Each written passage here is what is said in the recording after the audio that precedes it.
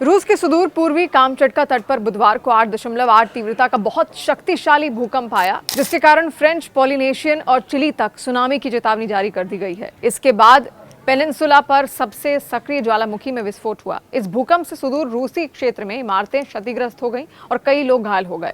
Japan के पूर्वी समुद्र तट को खाली करने का आदेश दिया गया। इसके अधिकांश भाग में साल 2011 में 9.0 तीव्रता के भूकंप और सुनामी से तबाही हो गई थी। हवाई के कुछ हिस्सों में भी सावधानी बरतने के निर्देश दिए गए। फ्रेंच पॉलिनेशियन के अधिकारियों ने दूर दराज के मार्केसेस द्वीपों के निवासियों को ऊंची जगहों पर चले जाने और 2.5 मीटर यानी कि लगभग 8 फीट ऊंची लहरें उठने की आशंका जताते हुए चेतावनी दी। सुनामी की चेतावनी के बाद सावधान रहने की जरूरत इसलिए होती है क्योंकि ये बहुत तेज रफ्तार से चलती है। खुले समुद्र में सुनामी 970 किलोमीटर प्रति घंटे से भी ज्यादा की रफ्तार से चल सकती है। ये स्पीड किसी जेट विमान जितनी तेज है। सुनामी क्या है ये भी आप समझिए।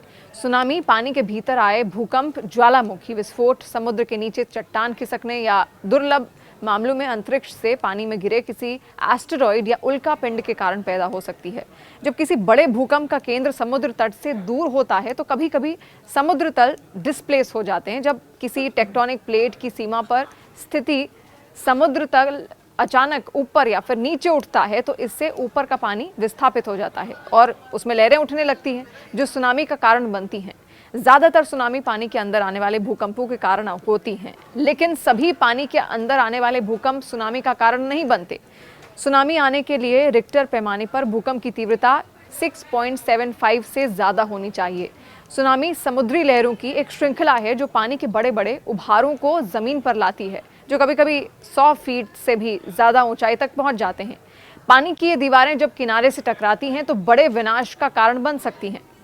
अब तबाही मचती कैसे है इस सुनामी से, ये भी आप जानिए। जब पानी का एक बहुत बड़ा हिस्सा विस्थापित हो जाता है तो पैदा हुई लहर बहुत लंबी होती है। ये सैकड़ों मील लंबी हो सकती है, लेकिन बहुत ऊंची नहीं। खासकर गहरे समुद्र में ये लगभग 3 फीट ही होती है। ये लहर समुद्र में चारों दिशाओं में फैलती है और अपने स्रोत से बहुत दूर तक प्रचंड गति से यात्रा करती है। खुले समुद्र में सुनामी 970 किलोमीटर प्रति घंटे से भी ज्यादा की रफ्तार से चल सकती है।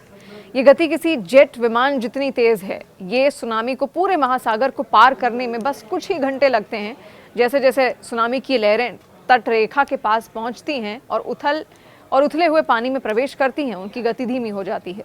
उनकी ऊर्जा और ऊंचाई बढ़ने लगती है। लहरों के ऊपरी हिस्से उनके निचले हिस्से की तुलना में तेज गति से चलते हैं, जिससे वो तेजी से ऊपर उठती है। सुनामी आमतौर पर लहरों की एक श्रृंखला से बनी होती है, जिसे वेव ट्रेन कहा जाता है। इसीलिए जैसे जैसे लहरें तट पर पहुंचती हैं, इसकी विनाशकारी शक्ति और ज़्यादा बढ़ जाती है। तट पर पहुंचने पर सुनामी विशाल टूटती लहरों के रूप में नहीं, बल्कि तेजी से बढ़ते ज्वार या पानी की एक विशाल दीवार के रूप में दिखाई देती है, जो तटीय क्षेत्रों को जलमग्न कर देती है। किनारे की ओर बढ़ते पानी की यही विशाल मात्रा भारी क्षति पहुंचाती है। अब कैसे आता है भूकंप, ये भी आप जानिए, क्योंकि इसी भूकंप की बात यहाँ पर हो रही है। जब पृथ्वी की टेक्टोनिक प्लेटें एक दूसरे के विपरीत खिसकती हैं, उनमें तनाव बढ़ता है, घर्षण होता है, उसमें ऊर्जा जमा होने लगती है। ये खिंचाव लगातार बढ़ता रहता है और जब तक कि प्लेटों की टूटने की सीमा पार नहीं हो जाती, एक बार जब ये सीमा पार हो जाती है तो जमा हुई ऊर्जा अचानक छूटती है। ये ऊर्जा कई रूपों में बाहर निकलती है, जैसे भूकंपीय तरंगे।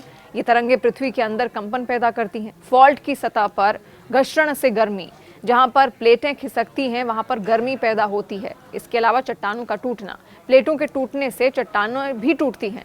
इन सब के परिणाम स्वरूप भूकंप आता है। अब भूकंप आते कहाँ हैं ये भी आप जानिए। देखिए, ज्यादातर भूकंप प्लेट सीमाओं पर ही आते हैं, जहां पर टेक्टोनिक प्लेटें मिलती हैं, उनका जुड़ाव होता है।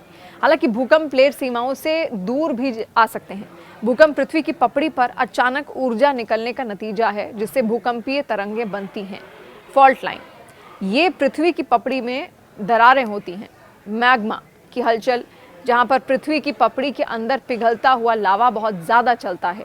ज़्यादा संवेदनशील क्षेत्र प्रशांत महासागर को घेरने वाला 40 लाख किलोमीटर का विस्तार सुनामी के लिए सबसे अधिक संवेदनशील है, जबकि रिंग ऑफ फायर भूकंप के लिए सबसे संवेदनशील क्षेत्र माना जाता है।